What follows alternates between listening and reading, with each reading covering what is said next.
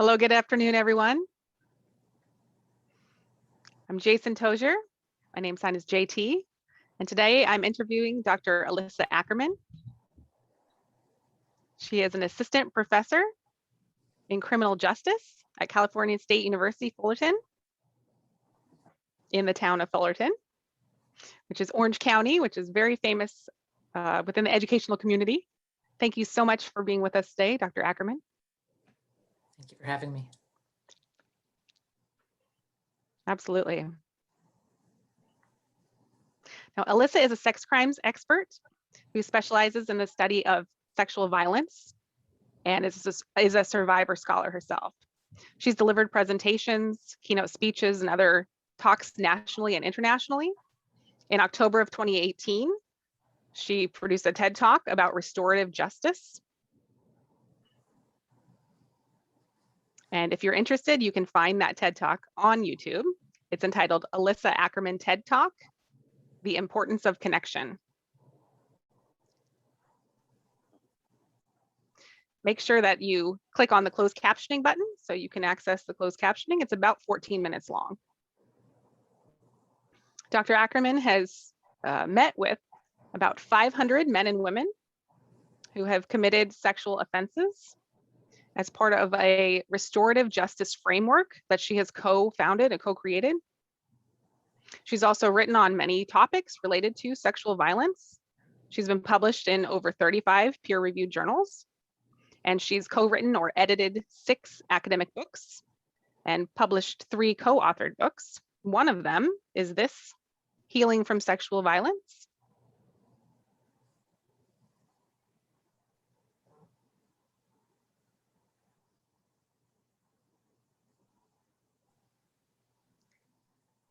I just read your book, Dr. Ackerman, and I have to tell you, it blew my mind. I mean, the analysis that I got from it, the self-analysis was just amazing.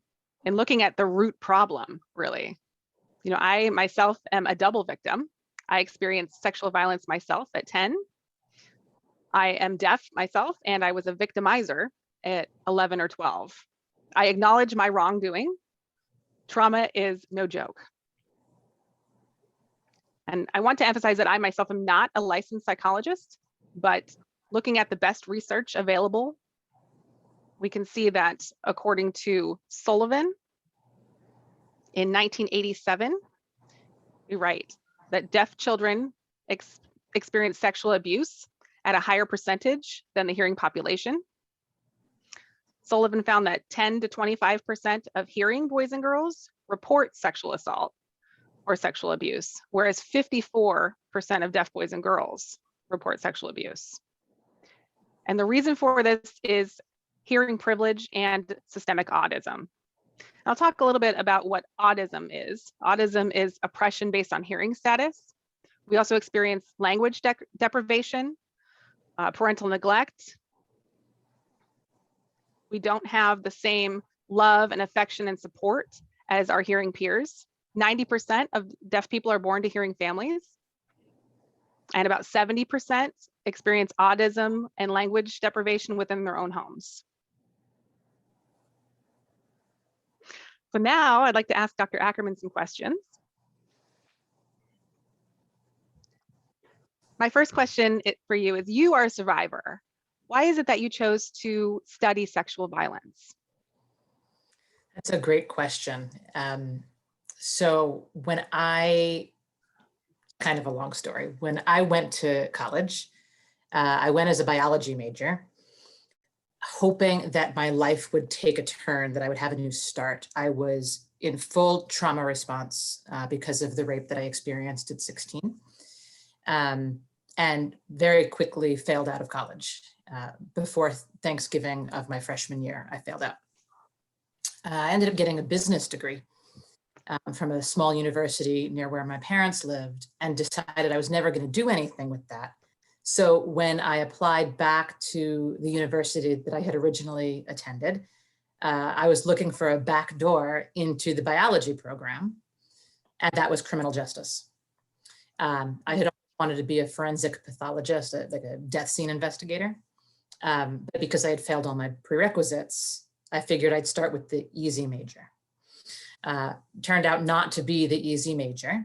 And the thing that was always so interesting to me is that I wanted to understand why people did harmful things to other people. And from my first class, I was hooked. So I finished my undergraduate degree in criminology and then went on to a master's in criminal justice at John Jay College in New York City. And it was in that program that I took a class on sex crimes. And the first day of the class, I kept thinking, why did I sign up for this course? This is the silliest thing I could have done. This is going to be really triggering. And it turned out to be the course that, launched my career. When I was taking that course, I thought that I wanted to work with people who'd experienced sexual harm to help in the healing process, whatnot. But I very quickly learned that if you want to actually end sexual harm, you have to work with people who commit it. So that was really the anchor for me. It was that class that set the stage for me doing the work that I do with people who have sexually harmed. I can work with survivors for the rest of my life. It doesn't end the problem.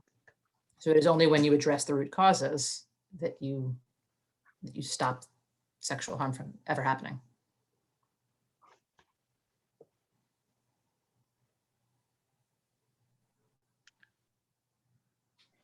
Okay, and I imagine in that process of deciding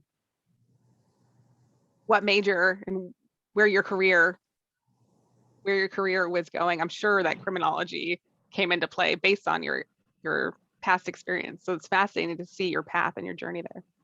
Yeah. So I want to share a quote with you. This is from Bell Hooks. Bell Hooks said, "How do we hold people accountable for wrongdoing and yet at the same time remain in touch with their humanity enough to believe in their capacity to be transformed?"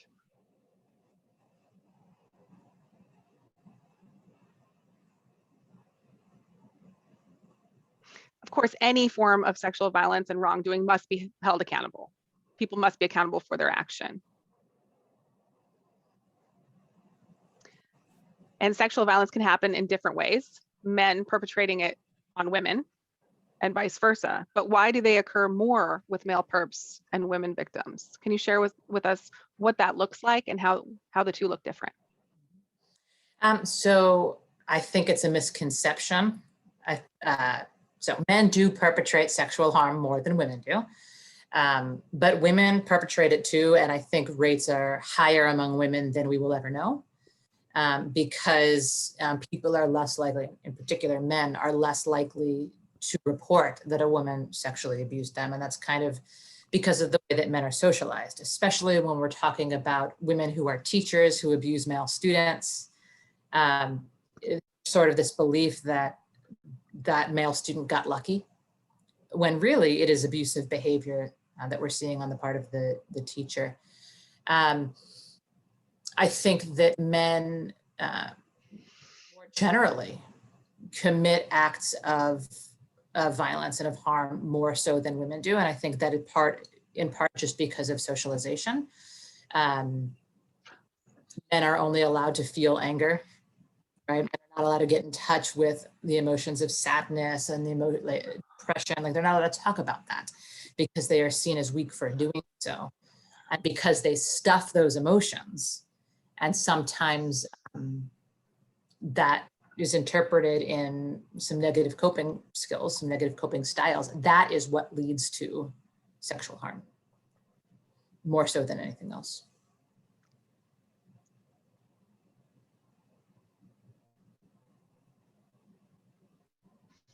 Right, and there's that concept of toxic masculinity, and that there's that tough guys, men can't cry, men can't have these emotions. You have to hold everything in, which is exactly what you're saying. And so because men are supposed to stuff these down and can only have this one emotion, that then leads to these negative things. And sort of just the messages that we give young boys. I can think of Nike clothes that I have two boys that they wore when they were much younger. Just do it by any means possible, right? I do it my way. It is those same scripts that allow people to take things that aren't theirs, cross boundaries that they wouldn't necessarily cross if they weren't given those messages that it's okay.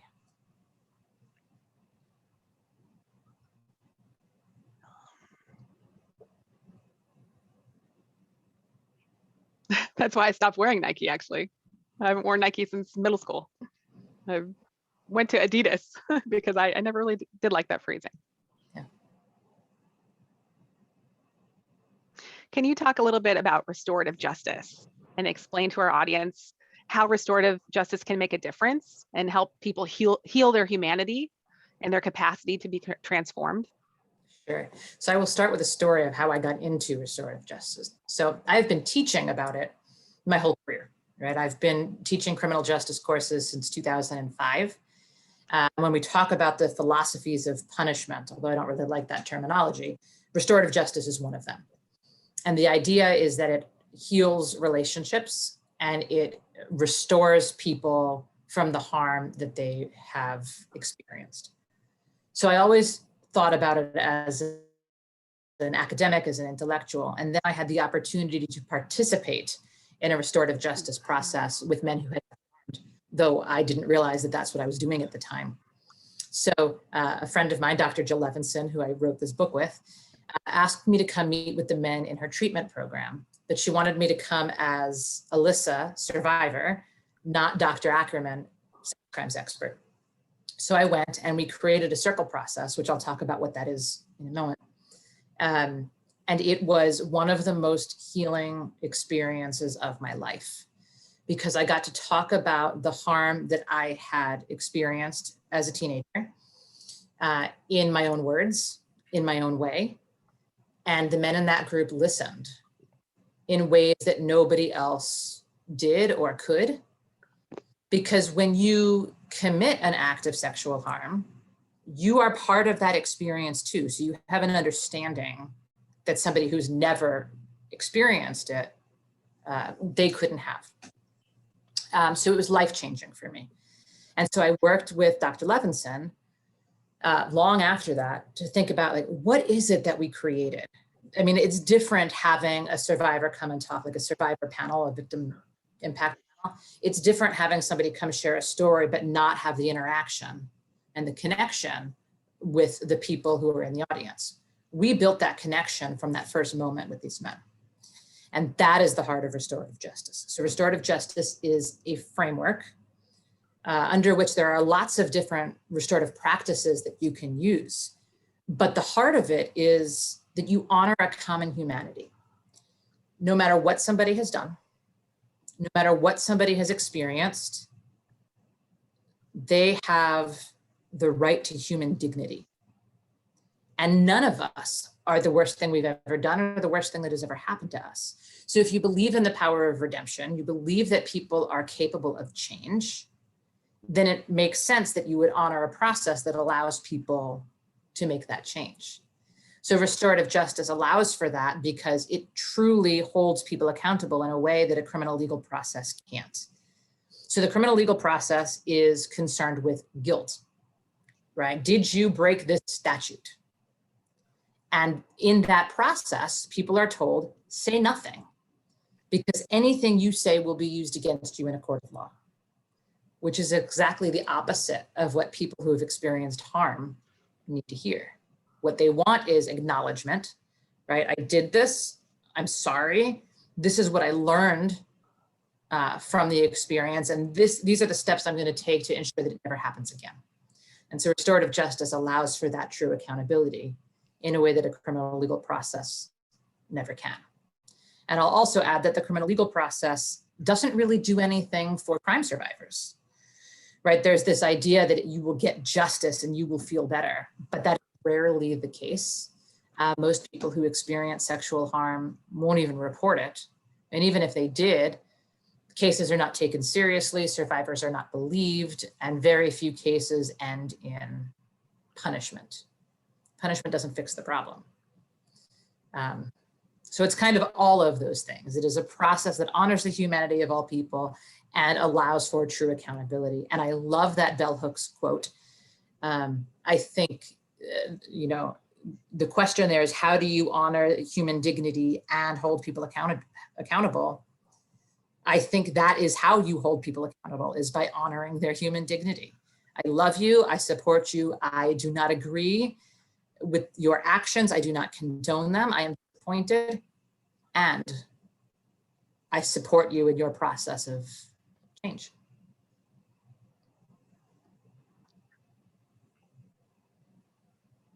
Beautiful. You're so right. The criminal legal system is so broken, and especially for deaf people. We don't have access. It's really broken for us. And the system is it's so expensive. It's so bent on punishment, not transformation.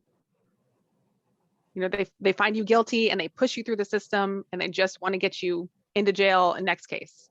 So it's very problematic.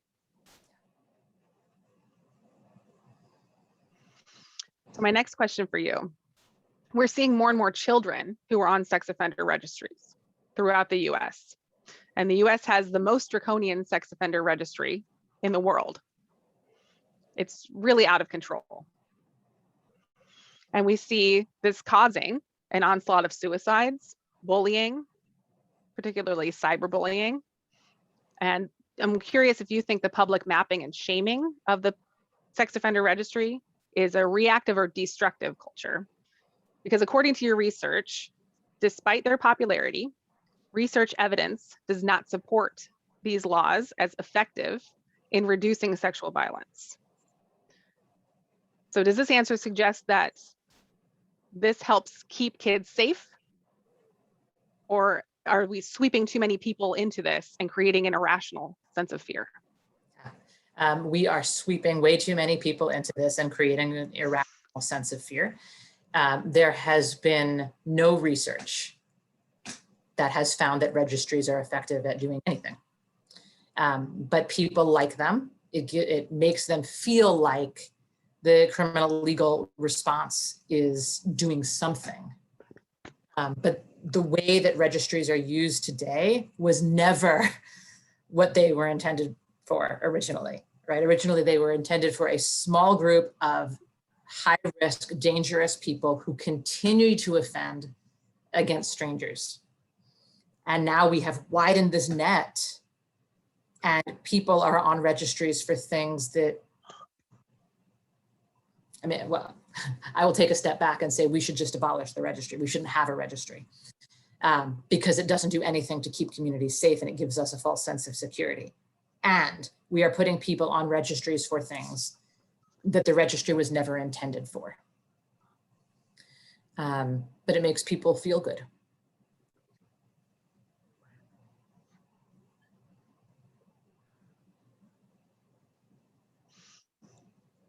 And at the same time, if they see somebody's name on this registry, all of these connotations are made that aren't necessarily true.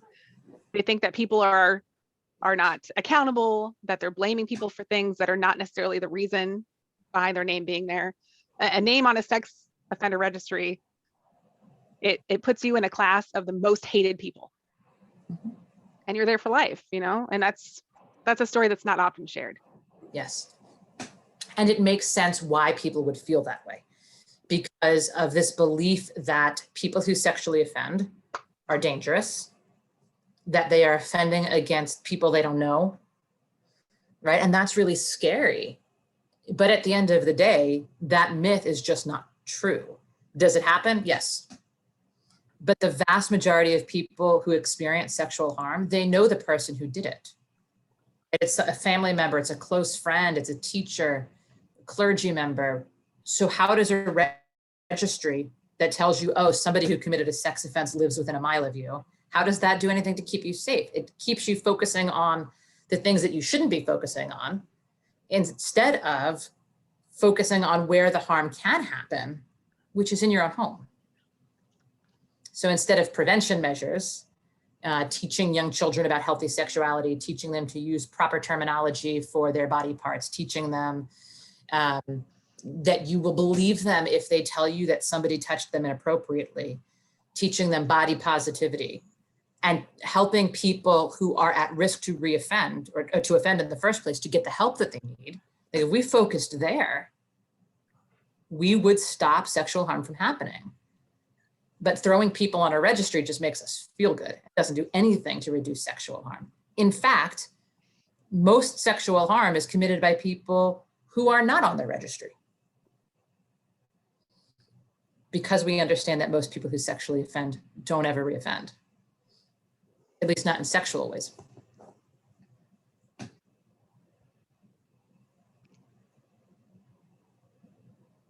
I read somewhere that something like 95% of sexual offenders are not on the registry, That's true. or sexual offenses happen by people who are not on the registry. So it makes you wonder, you know, where is this coming from? There's so much power and privilege in the people who are creating these lists. And I do want to emphasize, you know, as much as I sympathize with people on the sex offender registries, I do understand that sexual violence is a serious crime and people need to be accountable. Yeah, I mean, I think that the original purpose of these laws were well-intentioned, right? To keep kids safe from dangerous, violent people. But that risk is very, very small, right? And, you know, then people ran with these statistics about recidivism and reoffending that just aren't true. And it's easier to believe that myth than it is to believe that regular, everyday people who we love are capable of causing sexual harm.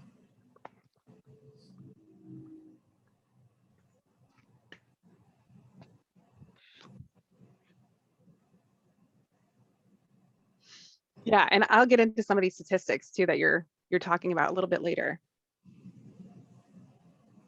Now, I know that Missouri is actively creating different ideas, different registries for things like a murder registry or a terrorist registry. Do registries work in general? Allowing vigilantes to search down and get revenge on these people on registries, is that effective? So registries for abusers, registries for murderers, could these be effective? No. Full stop. No. Why not? Because it doesn't address the root cause of why somebody behaved that way in the first place.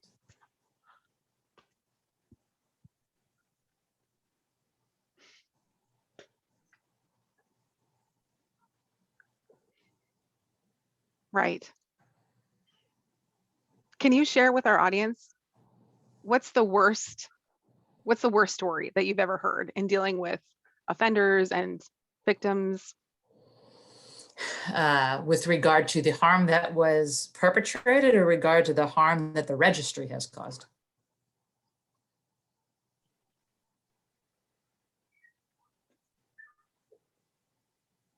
The registry, where someone has maybe experienced vigilante violence because of their name being on the registry. I don't know that there is one worst instance. I have been in encampments where people were forced into homelessness because of the registry. In fact, the documentary Untouchable by Dave Feig, he made a promise to the men that were in the documentary that when the documentary came out, that he would show it in the encampment where he filmed. And I was actually there that night when the film was shown in the encampment. So it's not just hearing it from somebody, it's being there in this place where all of these people were forced into homelessness with no running water and no bathroom. And, you know, I knew it to be true, but to be there was on a whole different level. I have worked with people who have been forced to move out of the home that they have lived in for 20 years. I have worked with people who found a home that was not in violation of residency restrictions, only for the community to build a park and then them have to move. I have heard of families being torn apart, suicides happening, vigilantism, If we want people to live their best lives and we want people to not offend again, this is not the way to do it. You can't undo harm by causing more harm.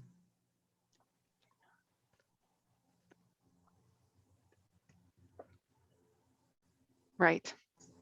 Absolutely right. So another question for you. Does rehabilitation and reintegration work? Do we know this to be true? Yes. Because I have to tell you, rehabilitation in the deaf community is a very difficult process because we don't have accessibility to programs because of systemic autism. We don't have people who understand the deaf experience, who are able to communicate in American Sign Language to facilitate those rehabilitation and reintegration. Which makes sense when you deal with people who are marginalized in any way. The services that are necessary for them don't exist in any functional, positive way. But the programs that we do have for the hearing community do work.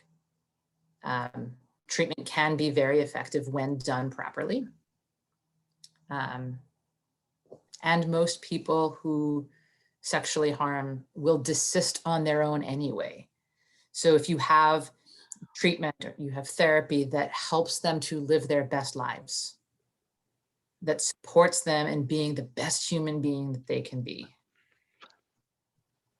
that treatment works, right? Telling somebody you are, and I'm going to use this word and I hate using it, but you are a sex offender, you will always be a sex offender, you have to understand your risk.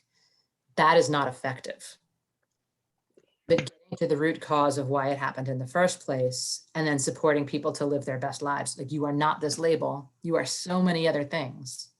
That can be really effective. We call it the good lives model, right? You help people to live the best life that they can, and they will succeed in doing so.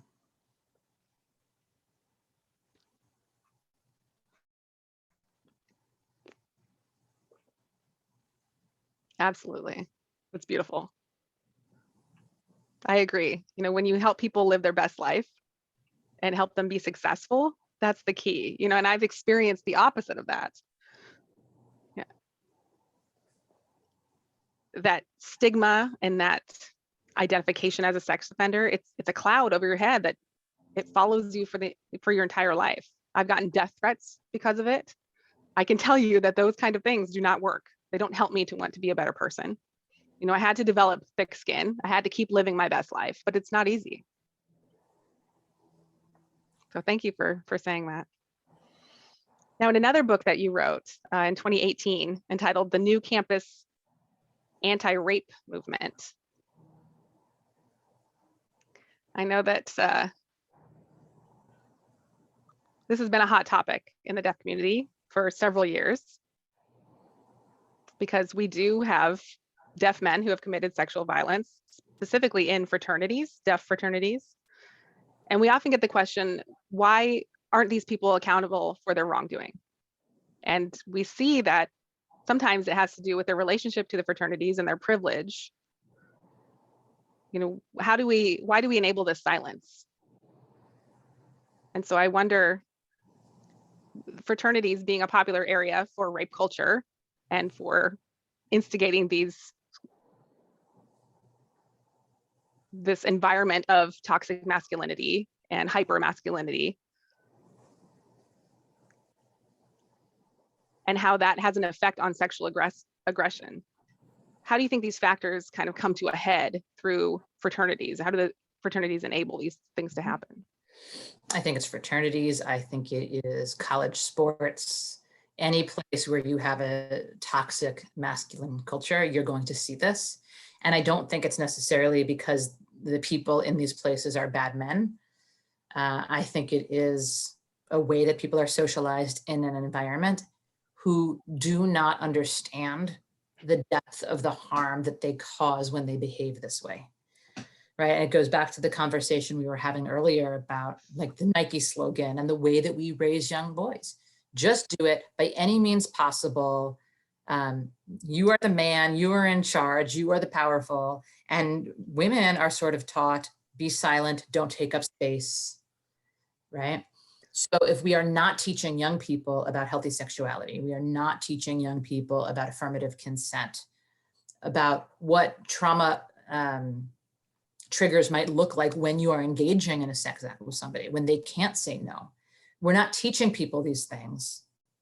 And then we are demonizing them when they behave this way. When we have allowed for that, like we've taught people to behave this way and then say we don't condone it. So I think that's what we are seeing in fraternities and in other places where there's toxic masculinity. There's no conversation about when you behave this way, you are causing, in many instances, lifetime harm to somebody. I think if people knew that, maybe they would change the way that they behaved, but we don't talk about it.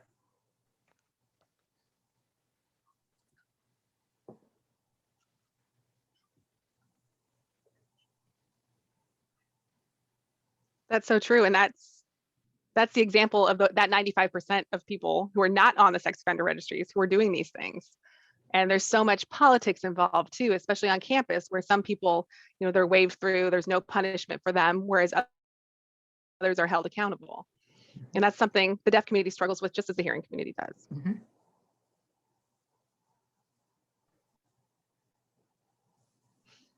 Now, I've read and heard about many great books about sexual assault on campus. Can you share some suggestions with our viewers about some of the best books on that topic?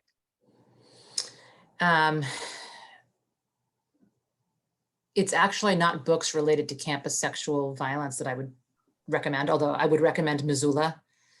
It's a really, really good book on kind of the campus culture that allows this behavior to occur. It's actually books on trauma that I would recommend to people. So I definitely recommend Missoula by John Krakauer. And then Trauma and Recovery by Judith Herman. And The Body Keeps the Score by Bessel van der Kolk. Because I think to understand the problem, you have to understand also the impacts.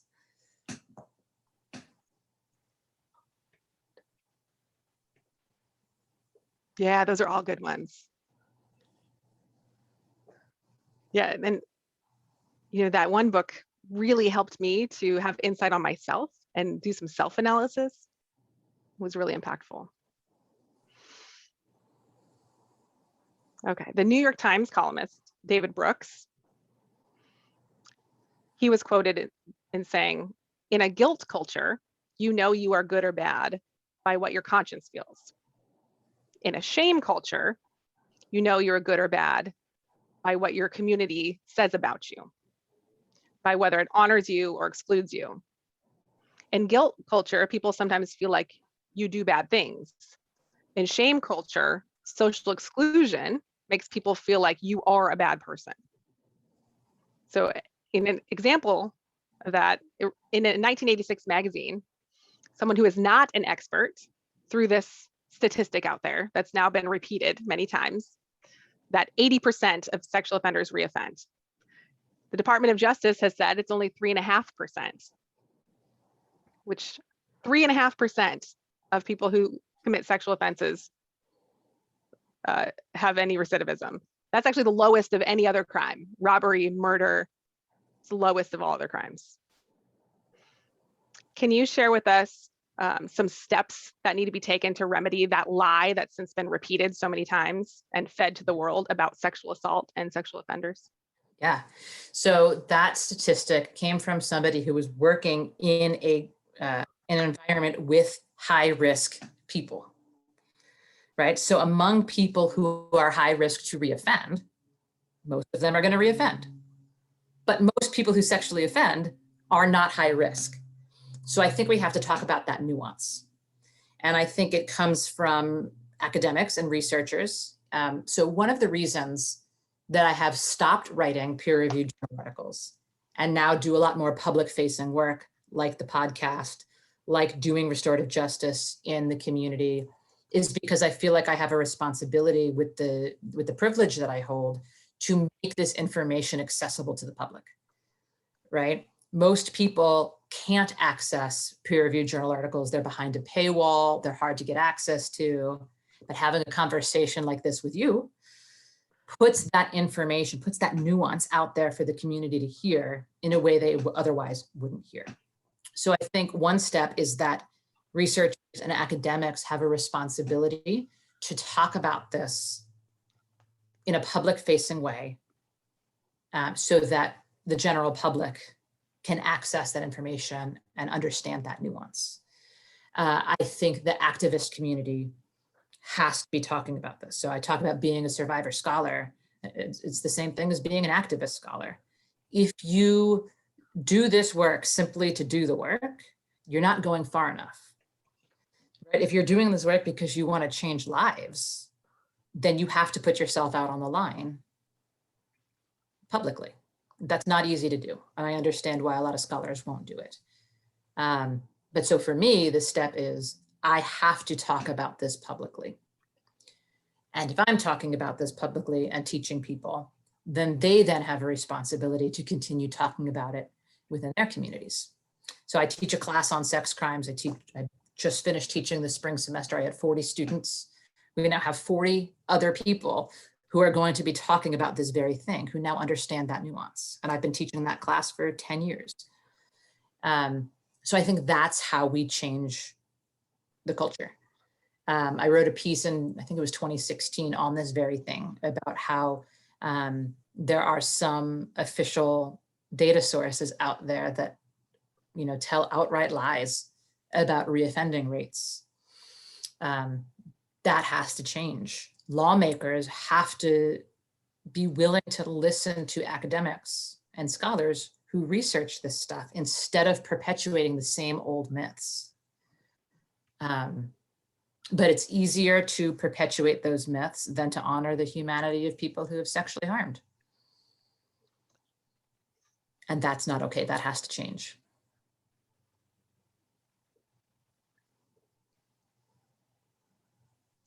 Right. The truth is so important, and sharing the truth with the public. You know, when people see the truth, I think they see us more as humanity and humans. It requires that critical thinking and that understanding and empathy. You know, I think the media has done a good job of fooling people, brainwashing them, feeding into that fear and creating that fear. And it really has had far-reaching implications. Yeah, it doesn't help anybody. Indeed.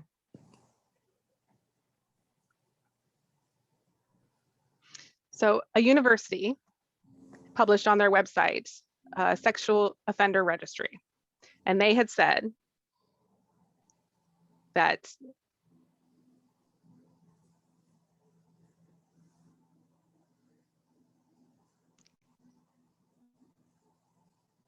sex offender registries are important not to abolish because they help to keep sex offenders from reoffending once released. But this is a dangerous view, a dangerous frame, because there are no hard facts here. This is just the repetition of these misleading quotes and facts.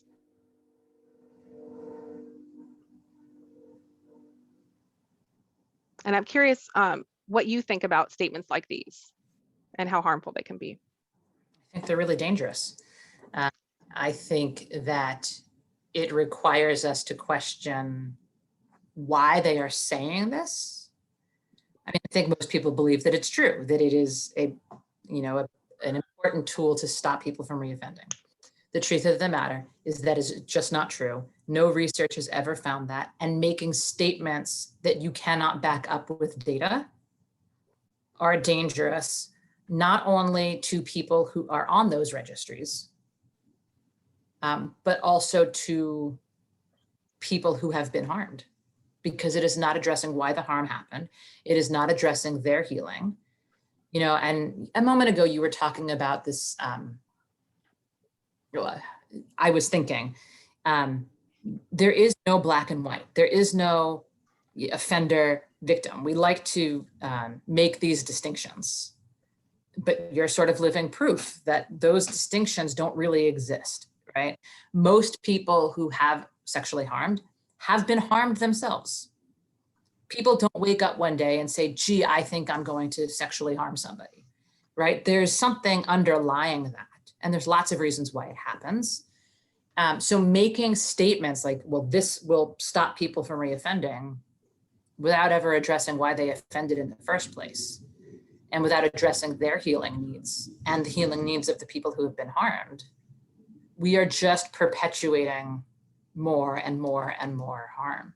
So if you want to end sexual harm, you want to ensure that there are no more victims, this is not the way to do it.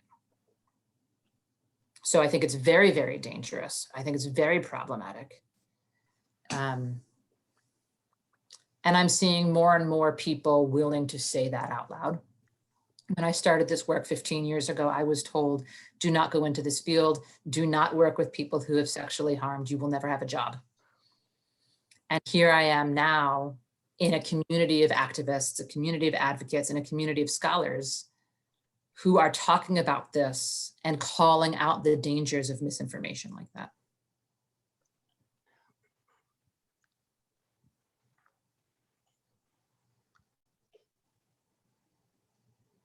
It's wonderful. We need more people like you. We need that community to grow and that framework to change. It's important to continue to spread that information, that truth, so that we can actually reduce harm. You know, I love my community. I care about my community, and I want them to be protected. It's important to have that other perspective.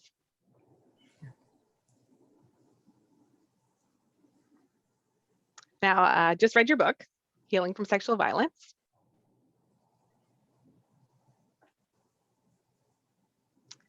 And I strongly believe in this quote that you said. You said, labels can be stigmatizing. And they can shape the identity of someone who then internalizes those disparaging narratives. Revisioning that identity is a courageous act of self-love and is a huge part of moving forward to a better life. Can you talk a little bit more about that and explain a little bit about what you mean by that to people who are maybe not familiar with your work? Sure. So a quote like that comes from the criminological literature on labeling theory, which is a theory we teach all criminal justice and criminology students. And the idea is that when somebody commits harm, the studies were actually done with juveniles who had, engaged in delinquent acts. When you label them as a delinquent, they are more likely to take on that label. Right? So if everybody in the community thinks that I'm just a sex offender because I'm on the registry, well, then I might as well just be a sex offender. There's no incentive to live your best life if no matter what you do, people are going to think that you're just that label. So the restorative justice process sort of unpacks that with people. And I can give you a great example of a man that I worked with in a treatment group who, I came in and he kept saying, why do you want to be in a room full of sex offenders? And I said, I'm not in a room full of sex offenders. I'm in a room full of people who happened to have engaged in sexual harm. And there's a big difference. Like you shift that narrative and it's a big difference. And by the end of that session, he had a big smile on his face and he goes, well, I guess I'm just a person who committed sexual harm. And that was the shift in his narrative and allowed him to begin the self-forgiveness process and the healing process. These labels that we place on people are so detrimental. And I truly believe, and the literature is pretty clear, that a simple step in using person-first language when that's what people want, right? And not every community wants that.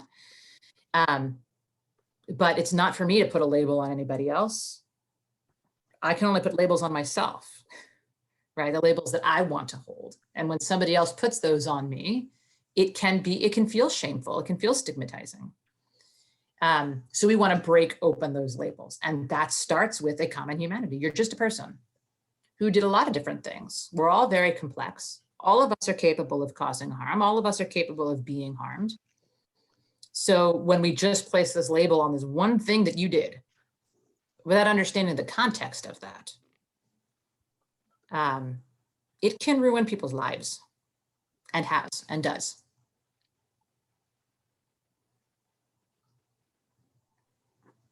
Sure has. Yeah, it sure has. Overnight, it can ruin people's lives. You know, for 25 years, I've been serving that sentence. And I've been hitting walls, and I've been trying to better my life in the face of that, but it's not easy.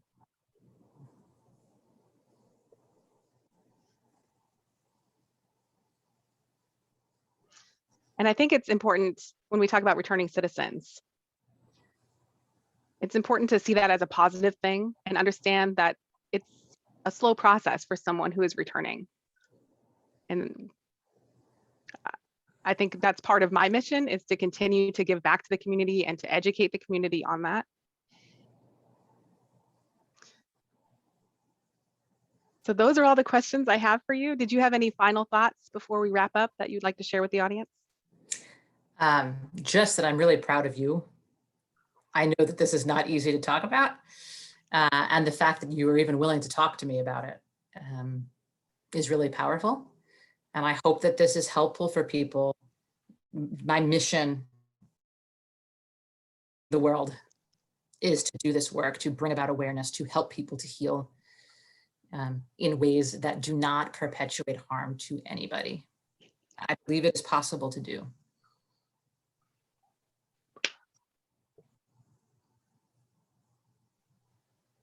Agreed. And for the deaf community out there, you know, if you would like to have a conversation about sexual offenses, sexual offender registry, what that means to people like me, I'm absolutely willing to have that conversation. So please reach out. Thank you again, Dr. Ackerman, for joining me today. And it's been very lovely to meet you.